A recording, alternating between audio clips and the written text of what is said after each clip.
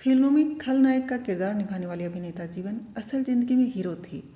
एक समय था जब फिल्मों में खलनायक इतना प्रधान होता था कि नायक से अधिक चर्चे खलनायक के होते थे।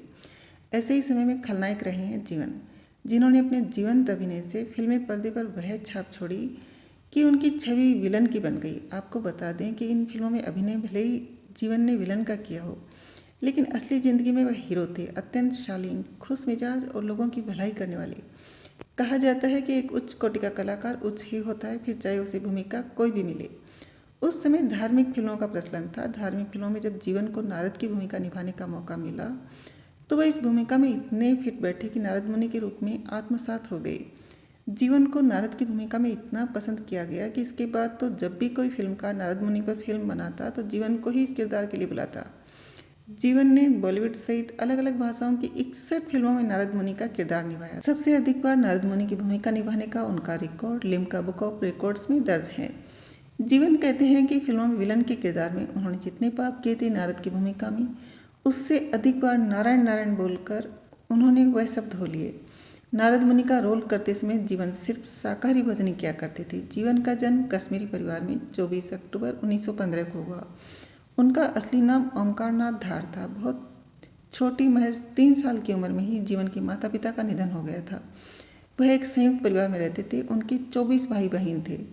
जीवन जब 18 साल के थे उस समय फिल्मों में एक्टिंग का इतना क्रेज था कि फिल्मों का शौक रखने वाले लगभग हर व्यक्ति फिल्मी कलाकारों में अपनी छवि देखता था और खुद भी फिल्मी दुनिया में भाग्य आजमाने का ख्वाब रखता था। यही वजह थी कि बॉलीवुड में तब ऐसे बहुत से कलाकार हुए हैं जिन्होंने घर से इजाज़त मिले बिना भी घर से भागकर फिल्मों में अपना करियर बनाने मुंबई की ओर रुख किया। जीवन भी फिल्मों में अभिनय का ऐसा ही शौक रखते थे।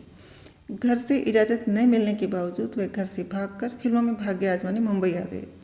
आपको जानकर आश्चर्य होगा कि जीवन जब मुंबई आए तो उनकी जेब में सिर्फ 26 रुपये थे।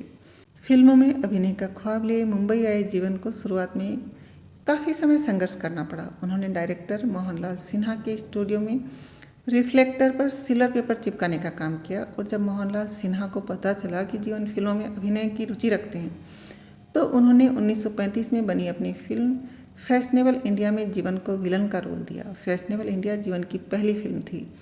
इस फिल्म में जीवन का अभिनय कमाल का रहा, जिसके बाद उन्होंने फिर कभी पीछे मुड़कर नहीं देखा। फिल्मों में उन्हें लगातार रोल मिलते रहे। दुबली पतली काया, लंबे कद और संवाद बोलने की अपनी विशेष स्टाइल के चलते जीवन ने फिल्मों में अपनी एक अलग पहचान बनाई। अपने करियर के शुरुआती दौर में जीवन जान गए थे कि उनका चेहरा हीरो लाइक नहीं है, इसलिए उन्होंने खलनायकी के अभिनय को स्वीकारा और एक लंबे समय तक इस किरदार में सफल भी हुए। हिंदी सिनेमा में जीवन 60, 70 और 80 के दशक के पॉपुलर विलन बने।